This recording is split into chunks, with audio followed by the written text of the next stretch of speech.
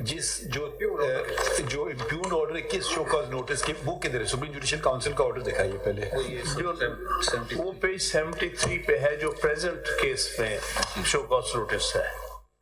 لیکن میں اس کی بیک گراؤنڈ صرف ایکسپلین کرنا چاہتا ہوں. بتائیں گے نا بیک گراؤنڈ تو بعد میں بتائیں گے, پہلے یہ بتا دیں جس آرڈر کدھر ہے سپریم جوڈیشل کاؤنسل کا آرڈر. آرڈر کہتے ہیں, کیا کہتے ہیں؟ Recommendation report. جی رپورٹ ہے سر پیج 31 سے 70 تک. 31 سے 70 تک. نہیں تو اس میں سے بتا دیجیے ڈیٹ از 11th آف کون سا ریزن, ریموول والا کون سا ریزن ہے سر؟ یہ رپورٹ ہے بیکاز ڈیسیژن جو ہے وہ تو پریزیڈنٹ نے میں سمجھ گیا, مگر وہ اوپینین ہے سر 70 پیج, مگر وہ اصلی اس کا وہ کدھر ہے وجہ بتائیں. 70 پہ the order, the opinion is given on page 70. Page 70. Read out. This council is unanimously of the opinion that in the matter of making his speech before the District Bar Association Rawalpindi on 21st of July 2018, Mr. Justice Shaukat Aziz Siddiqui, Judge Islamabad High Court, Islamabad, had displayed conduct unbecoming of a judge of a high court and was thus guilty of misconduct, and he is therefore liable to be removed from his office under Article 209(6) of the Constitution of the Islamic Republic of Pakistan. The next page, the order of dismissal. نہیں, یہ جو تقریر جو تھی 31 جولائی والی, یہ کہیں اس میں اوفینڈنگ پورشن کہیں ریپروڈیوسڈ ہے؟ پیج نمبر 33 پہ. جی سر, یہ اسپیچ جو ہے ان کی ریپروڈیوس ہوئی ہے پیج 33 آنورڈ, 33, 34 اینڈ 35. یہ اگر آپ اس کی ذرا وہ چیدہ چیزیں بتا دیں, یا پوری پڑھنا چاہیں پوری پڑھ دیں. جی میں پڑھ دوں. اس میں جو یہ جو مینلی جس پر زیادہ معترض ہیں وہ پیجز 35 سے شروع ہوتا. جی پھر آپ ذرا نوٹ کریں ان کی رپورٹ کی 22 پیراگراف 22 میں انہوں نے تمام باتیں اس اسپیچ کے متعلق, اس کے بعد پھر آپ اس پہ آگے پہلے اسپیچ پڑھ لیں, اس کے بعد یہ رپورٹ کا حصہ ہی ہے. جو انہوں نے کنکلوژن سے پہلے ریزننگ دی ہے وہ پیراگراف نمبر 22 میں دی ہے, تو پہلے آپ یہ پڑھیں پھر وہ پڑھیں. ٹھیک ہے, پہلے رپورٹ پہلے رپورٹ پڑھیں پھر پیراگراف. سوری یہ تقریر جو ہے 35 آپ پڑھنا چاہ رہے تھے نا, 35 پہ. جی جی, کیا پڑھنا چاہ رہے ہیں سر؟ اگر یہ پیج 35 سے میں پڑھتا ہوں, 33 سے تو پریلیمنریز ہیں, چلیں ٹھیک ہے. 35 سے اگر دیکھ لیجیے, اس میں جو پیراگراف ہے اس میں یہ اس کے باوجود بھارت ترقی کی راہ پر گامزن ہے, یہاں سے شروع ہوتا ہے. 2030 سن میں بھارت دنیا کی 8ویں بڑی اکانومی ہوگا. اوپر سے پڑھ لیں, ٹھیک ہے. ہم پیچھے کی طرف جا رہے ہیں. کیا ایک وکیل کی حیثیت سے آپ نے کبھی غور کیا اس کی کیا وجہ ہے؟ اس کی وجہ یہ ہے کہ بھارت میں ایک دن کے لیے مارشل لا نہیں لگایا, بھارت میں ایک دن کے لیے کانسٹیٹیوشن ہیلڈ ان ابینس نہیں ہوا, بھارت میں ایک دن کے لیے پولیٹیکل پروسیس نہیں رکا. ہمیں بھارت کے ساتھ تعلقات, کشیدگی, جنگ کی باتیں تو بتائی جاتی ہیں, لیکن ہمیں یہ کبھی کوئی نہیں بتاتا کہ وہاں پر کس کو چیف آف آرمی اسٹاف کا نام کوئی دوسرا بندہ نہیں جانتا. ہمیں کوئی یہ بات نہیں بتاتا کہ بھارت کے اندر کبھی پولیٹیکل پروسیس نہیں رکتا. ہمیں بھارت کے وزم چاہے کتنا بھی برا لگتا ہو, لیکن یہ ایک امر واقعہ ہے کہ بھارت کا وزیر اعظم اس وقت وہ شخص ہے جس نے ایک کھوکھے پہ کھڑے ہو کر چائے تیار کی. اس نے اس کو چائے لوگوں کے سامنے سرو کیا, اس کے برتن دھوئے, اور یہ اس کنٹینیوٹی آف پروسیس کا نتیجہ ہے. آج وہاں پر ہر ایک کھڑے ہو کر بات کر سکتا ہے. یہ کون تھے وزیر اعظم اس وقت کے بھارت کے؟ مودی. یہ ڈسٹرکٹ بار ایسوسیشن راولپنڈی کو ایڈریس. بھارت کے وزیر اعظم جو چائے بناتے, موجودہ وزیر اعظم یہی تھے, مودی کی بات. آگے بڑھیے. He began his career as a tea maker or as a tea boy. اچھا. میرے ملک میں آج خوف کی فضا ہے، میرا ملک میں آج جبر کی فضا ہے، اور مجھے یہ کہتے ہوئے ندامت محسوس ہوتی ہے کہ اگر آج پاکستان کے حالت کا تجزیہ کیا جائے اور مختلف اداروں کو اس کی ذمہ داری دی جائے تو میں 4 اداروں میں سے اگر اٹھاؤں عدلیہ، فوج، بیوروکریسی اور سیاستدان، تو میں عدلیہ کو 50% اس چیز کا ذمہ دار سمجھتا ہوں۔ باقی 50% آپ باقی تینوں اداروں پر تقسیم کر سکتے ہیں۔ اگر جج یہ کہے کہ ہاں یہ چور ہے لیکن حالات اس بات کے متقاضی تھے کہ وہ چوری کرے، تو پھر وہ جج نہیں ہے۔ میں اللہ کو گواہ کر کے کہتا ہوں کہ آپ اس بات کے اوپر آپ میری ذات کے حوالے بہت اچھی طرح سے جانتے ہیں، مجھے نہ کبھی نوکری کی پرواہ رہی ہے اور نہ ہی نوکری کی خاطر میں نے یہ عہدہ قبول کیا ہے۔ آج اس دور میں اگر جسٹس منیر مولوی تمیز الدین کیس کا فیصلہ دیتا، یہ 200 کیس کا فیصلہ دیتا، تو یہاں کے عوام اس کی بوٹیاں نوچ کر کووں کو ڈال دیتے۔ یہاں کے لوگوں کو اس بات کا پتہ ہی نہیں ہے کہ جسٹس منیر نے اس پاکستان کے ساتھ کیا کھلواڑ کیا ہے۔ ابھی تک لاء کے اسٹوڈنٹس کو نہیں پتا کہ اصل میں ہوا کیا تھا، اور بدقسمتی ہے کہ جسٹس منیر کا کردار ہر کچھ عرصے بعد زندہ ہو کے سامنے آ جاتا ہے۔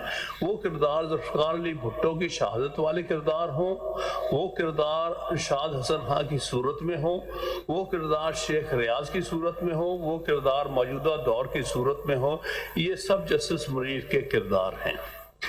کیا بات کرتے ہیں یہ جسٹس منیر، جس نے پاکستان کی قسمت کا اس انداز میں سودا کیا کہ جنرل ایوب خان کی کابینہ نے یہ وزیر قانون کو سودا کر کے بیٹھا، اور آپ کو پتا ہے 1962 کے آئین میں پہلی مرتبہ پاکستان کے نام سے اسلامی جمہوریہ پاکستان ختم کیا گیا، اور یہ اس وقت کی اسمبلی کا اعزاز جاتا ہے کہ انہوں نے پہلی قرارداد پیش کی کہ اسلامی جمہوریہ پاکستان اس ملک کے ساتھ ہوگا۔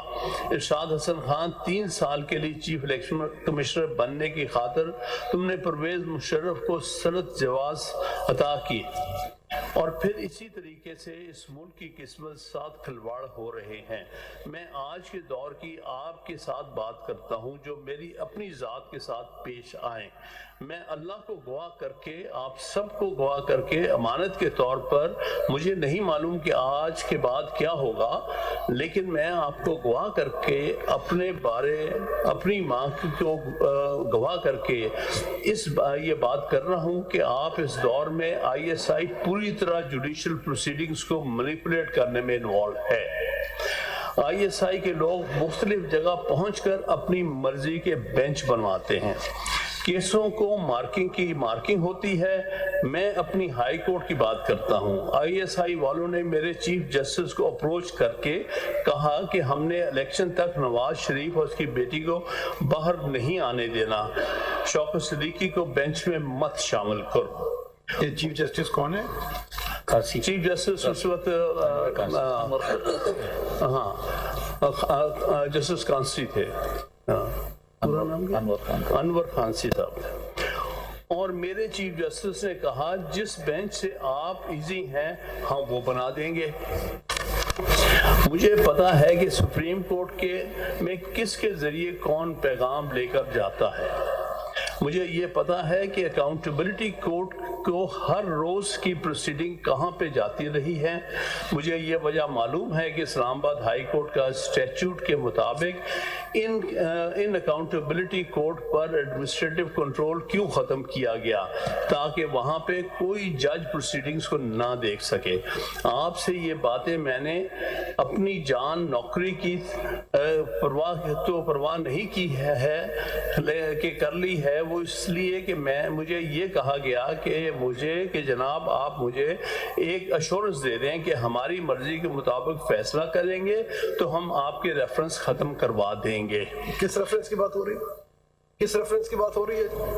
یہ جسٹس کی بات نہیں ہو رہی. کس ریفرنس ہم وہ آپ لوگ کے جو- ریفرنس یہ شوکت عزیز صدیقی صاحب والا. ایک اور ریفرنس بھی تھا ان کے خلاف. جی جی he was then the senior puny judge of the. نہیں یہ ریفرنس کی بات جو ہو رہی ہے ریفرنس کی. ان کے پہلے 3 ریفرنس چل رہے تھے. میں نے اس سے پہلے عرض کیا پہلا ریفرنس انہوں نے بنایا تھا کہ جس میں یہ بات کہی گئی تھی کہ انہوں نے اپنے سرکاری ریزیڈنس پر زیادہ خرچ کروایا، اور اس ریفرنس کے اوپر شو کاز نوٹس کے بعد 2 دن ہیئرنگ بھی ہوئی تھی. جب میں نے ایک درخواست دی تھی اس میں کہ اس میں سب ججز نے آفیشیل ریزیڈنسز پہ جو خرچ کروایا ہے پچھلے سالوں میں ان ہمیں دی جائے، تو مجھے کہا گیا تھا کہ یہ ریلیونٹ ہے. تو اس کے بعد بہرحال ہیئرنگ اس کی پھر دوسرا کون سا تھا ریفرنس؟ ایک تو یہ کہ دوسرا پھر کون سا تھا؟ دوسرے 2 ریفرنس تھے. وہ بتائیے. وہ دونوں ریفرنس جو تھے ایک ایک کر کے بتائیں نا. آپ نے ایک بتا دیا، دوسرا کیا تھا؟ یہ پہلا ریفرنس تو میں نے عرض کر دیا. دوسرے 2 ریلیٹڈ ریفرنس تھے. جی اس میں جو انہوں نے ریمارکس پاس کیے ہیئرنگ اے کیس اگینسٹ دھرنا. آپ کو یاد ہوگا کہ 2017 میں یہاں دھرنا دیا گیا تھا TLP. اس سے بٹوین اسلام آباد اینڈ راولپنڈی راستے بند ہو گئے تھے، اور اس پر اس پہ ریفرنس ہوا تھا. جی سر. اس پر ریفرنس ہوا کہ آپ نے کچھ ریمارکس پاس کیے ہیں. Remarks during the proceedings of the court remarks دیے تھے. Yes, while اچھا 2 complaints were registered. سمجھ گئے. تیسرا بتا. ریفرنس 312 اور 313 آف 2017. اور یہ آخری والا ریفرنس کیا ہے؟ اور آخری ریفرنس یہ موجودہ ہے. اچھا نہیں، یہ پہلا آفیشیل ریزیڈنس والے کا نمبر کیا تھا؟ اس کا نمبر تھا 412 242 342 سر. 342 I'm sorry. 342 آف سال کون سا ہے؟ 2015. 342 آف 2015. اور دوسرے اور تیسرا جو اکٹھے چلے ہیں. نہیں، دوسرا تو آپ نے کہا. تیسرا تو یہی ہے، یہ والا موجود ہے. دوسرا تیسرے اکٹھے چلایا گیا ہے. دوسرے کا نمبر کیا تھا؟ 312 آف 2017. اچھا یہ ہو گئے 2. اور یہ تیسرا 313 آف 2017. یہ جو ریفرنسز تھے یہ پریزیڈنشیل ریفرنسز تھے؟ نہیں نان پریزیڈنشیل ریفرنس. یہ سپریم جوڈیشل کونسل نے خود نوٹس لیے تھے یا کوئی کمپلیننٹس تھے اس میں؟ کمپلیننٹ تھے. پہلے کا کمپلیننٹ کون تھا؟ دوسرے اور تیسرے کا کمپلیننٹ؟ آپ اگر ان کو پتہ نہیں ہے معلوم کر لیں، پھر ہمیں بتا دیں بعد میں. آپ چلتے رہیے. کمپلیننٹ جو ہیں وہ میں ان کے نام بھی سناتے ہیں. انور گوپانگ تھا CDA کا ملازم. CDA کا ملازم سے انور گوپانگ پہلے والے. پہلے ریفرنس میں. انور گوپانگ یہ CDA کے ملازم ہیں؟ جی CDA کے ملازم تھے. CDA. اچھا. دوسرا کمپلیننٹ کلثوم ایڈوکیٹ جمشید دستی اینڈ کلثوم ایڈوکیٹ. دوسرا جو ریفرنس تھا وہ جمشید دستی. وہ کون ہے؟ وہ he was a sitting MNA something at that time if I remember correctly. اور ایکس MNA. MNA MPA کیا چیز؟ Anyway, اور تیسرا ایسے تو چلے نا. کلثوم ایڈوکیٹ. ایک سیکنڈ. جمشید دستی MNA. X MNA perhaps at that time. آپ اس زمانے میں MNA تھے؟ اس زمانے میں MNA تھے. سٹنگ I'm MNA not تھے. sure. I'll check on that. کون سی Whether at that time he کون was. سی پارٹی کے تھے؟ یہ perhaps آزاد اپنے آپ کو کہتے تھے. اینڈ اچھا چلیں پہ تیسرا کون؟ تیسرا ادروائز آپ کہتے ہیں ادروائز آزاد نہیں تھے. جی تیسرا کون؟ کلثوم ایڈوکیٹ. پورا نام کلثوم. جی کلثوم. مس کلثوم خالق ایڈوکیٹ. کلثوم خالق ایڈوکیٹ. خالق. جی خالق ایڈوکیٹ. جی یہ بھی کمپلیننٹ تھی؟ یہ بھی کمپلینٹ تھی 313 میں. اچھا آپ نے میری فورتھ ہے یہ والا 4th ریفرنس ہے. یہ تھرڈ ہے. موجودہ ریفرنس جس پہ جو ہٹایا گیا یہ موجودہ ریفرنس جو ہے یہ اس لحاظ سے یہ 4th ریفرنس یا تیسرا یا چوتھا ہے یہ 4th ریفرنس ہے جو فورتھ کس نے فائل کیا ریفرنس؟ سو موٹو یہ اپنے طور پہ لیا گیا ہے. کس نے اپنے طور پہ لیا گیا؟ SJC. SAC. اچھا ریزیسی نے خود لیا. جی سر. تو یہ 4 ریفرنسز ہو گئے. 4 تو ان کو آپ نے اچھا پہلے 3 ریفرنسز اس میں ہو گئے. ٹھیک اوکے. یہ جو آپ اپنے طور پہ کسی نے شکایت کی یا خود ہی اپنے طور پہ خود محسوس کیا، ان کو یا کو کہاں سے پتہ چلا کہ یہ تقریر ہوئی ہے؟ یہ شکایت کی گئی ان کے خلاف by perhaps the intelligence agencies نے. نہیں ریکارڈ پہ کیا ہے؟ ریکارڈ کی بات ہو رہی ہے، ریکارڈ پہ. یہ ریکارڈ پہ کچھ ہے؟ رجسٹرار صاحب نے رجسٹرار صاحب کا نوٹ ہے کس جگہ، کس 22 جولائی 2018 کا. کس پیج پہ؟ جی پیج پر ہے.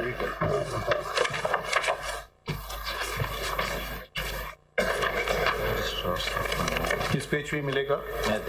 میں سر پیش کرتا ہوں.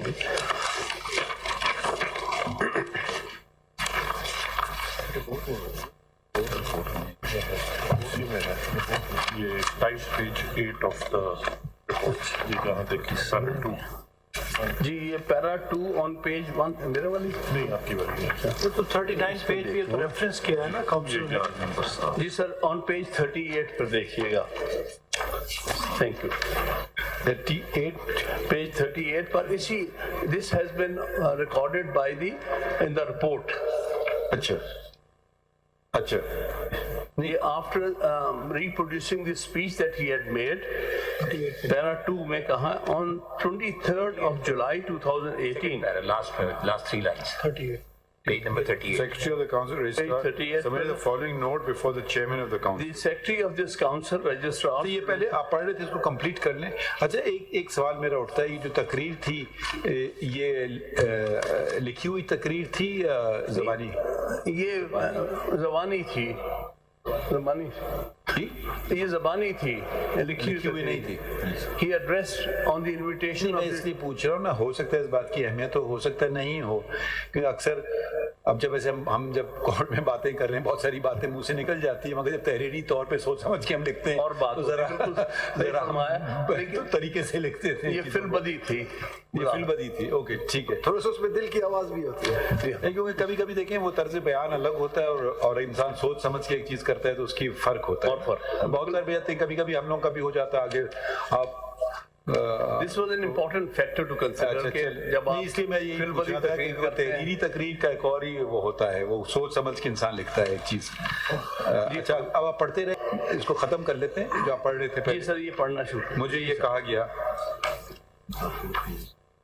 مجھے یہ پتا ہے کہ اکاؤنٹیبلٹی مجھے یہ کہا گیا کہ آپ اگر ہماری مرضی کے مطابق فلاں کیس میں فلاں فیصلہ دیں گے تو ہم نومبر تک نہیں ستمبر میں آپ کو چیف جسٹس بنا دیں گے. اس کی بیک گراؤنڈ میں ایکسپلین کروں. یہ ہم سے کون ہے؟ ہماری مرضی کس سے متعلق ہے؟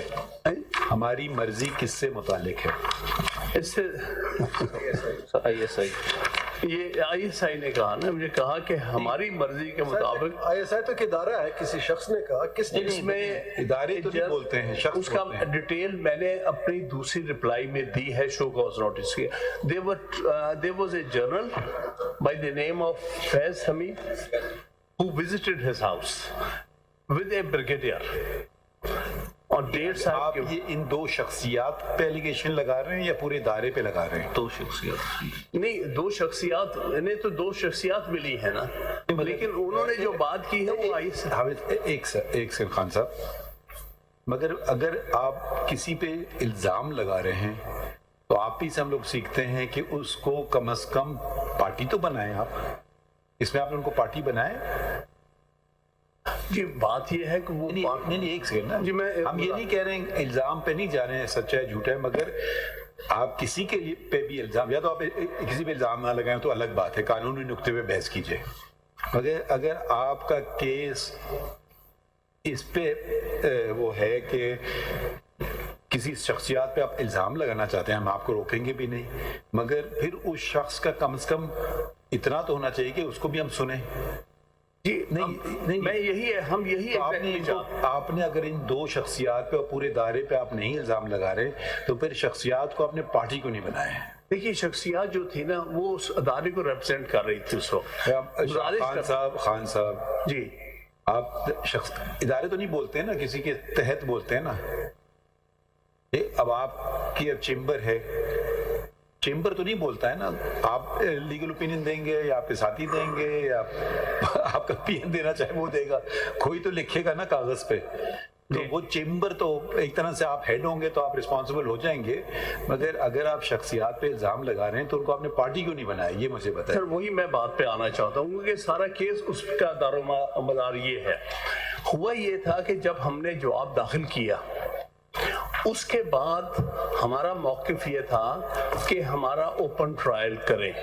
وہ بات تو ٹھیک ہے، مگر ہمارے سامنے جب آپ الزام لگا رہے ہم ہیں نے سر ان کو بطور وٹنس سمن کرنا تھا، پھر وہ تو وہاں کی بات ہے نا، وہ بات ختم ہو گئی، سپریم جوڈیشل کاؤنسل کے ساتھ۔ اب تو آپ وہاں نہیں ہیں نا جی اب تو سپریم کورٹ میں آپ کھڑے ہوئے ہیں نا، یا تو کہ میں سارے الزامات واپس لیتا ہوں ان کے خلاف، وہ ایک الگ بات ہے، پھر آپ ان کو پارٹی میں لانے کی ضرورت نہیں ہے۔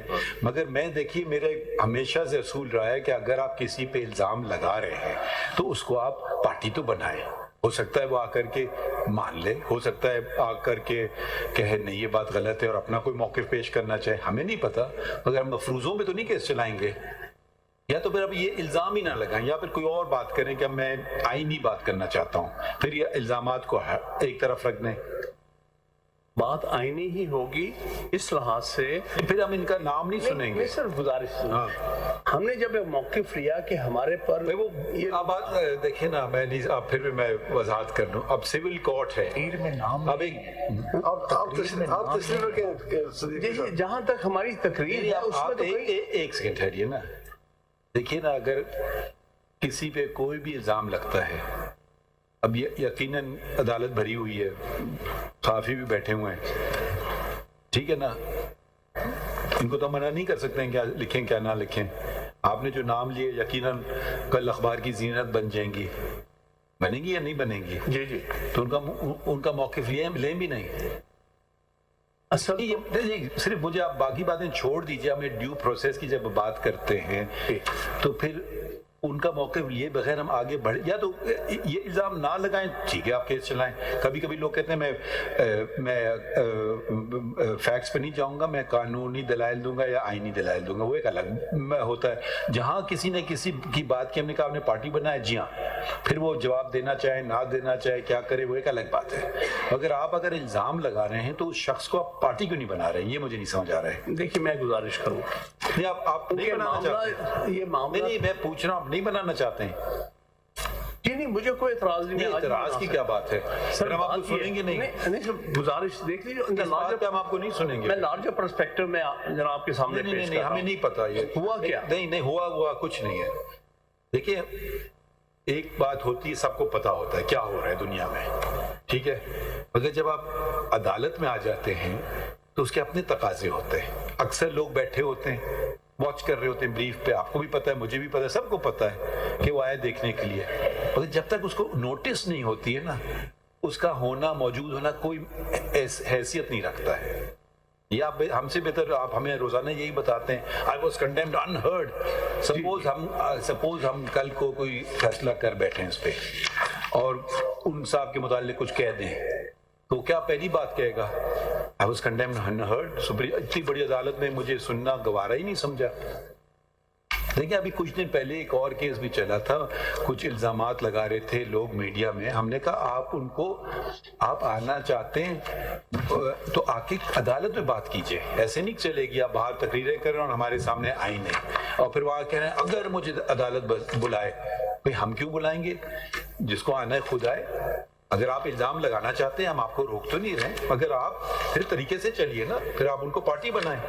یا تو یہ بتا دیں کہ اگر ہم خان صاحب یا تو یہ بتا دیں کہ جو آپ نے ایلیگیشن لگائی کسی فورم پہ یا کسی ذریعے پہ جس شخص پہ آپ نے الزام لگائی انہوں نے رپلائی دی، نمبر 1، نمبر 2 یہ کہ جب آپ کو اس فورم نے آپ کے خلاف پروسیڈنگز شروع کی، اس فورم نے ان کو کوئی نوٹس دیا کہ آپ کے خلاف یہ ایلیگیشن ہے، جواب دیں، انہوں نے اس کو پارٹی بنایا یا نہیں؟ جی میں ایکسپلین کرتا ہوں، فورم کیا تھا، سپریم جوڈیشل کاؤنسل۔ ہوا کیا، اس تقریر میں کہیں کسی کا نام نہیں لیا گیا، صرف ISI کو جرنلزم، آپ خود کہہ رہے ہیں کہ شو کاز نوٹس میں نے 2 لوگوں کا نام لیا ہے، جواب میں بات میری پوری سن لیجیے۔ جی جی جب شو کاز نوٹس ملا، پہلے وہ دکھائیے اپنا جواب تو دیکھیں، ہم دیکھ لیں آپ کا کدھر ہے جواب۔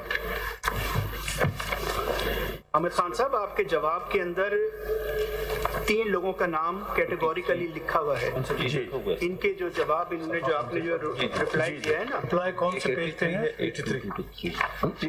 2 है, पहला रिप्लाई है, प्रिलिमिनरी रिप्लाई है 83 पेज ऑनवर्ड, और दूसरा रिप्लाई है 223 पेज पर। नाम इसमें हमने लिए हैं। जी यही तो मैं कह रहा हूँ कि आपने 3 लोगों का नाम दिया है। जी बिल्कुल नाम लिए हैं। ये 27/8/2018 को जो पेज बताइए, जी सफा बताइए, सफा 223 है, ये सेकंड में आएगा, पेज 223 देखिए। फर्स्ट रिप्लाई में आपने नाम नहीं लिया है। जी नहीं, ये नहीं था पेज दूसरा, चले वो पेज 223 ये जो पेपर बुक 2 है उसमें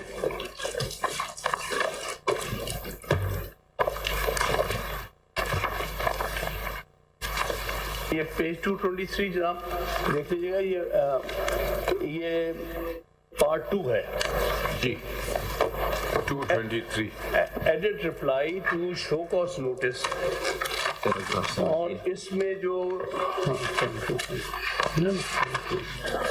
स्पेसिफिकली ठीक है, सही है।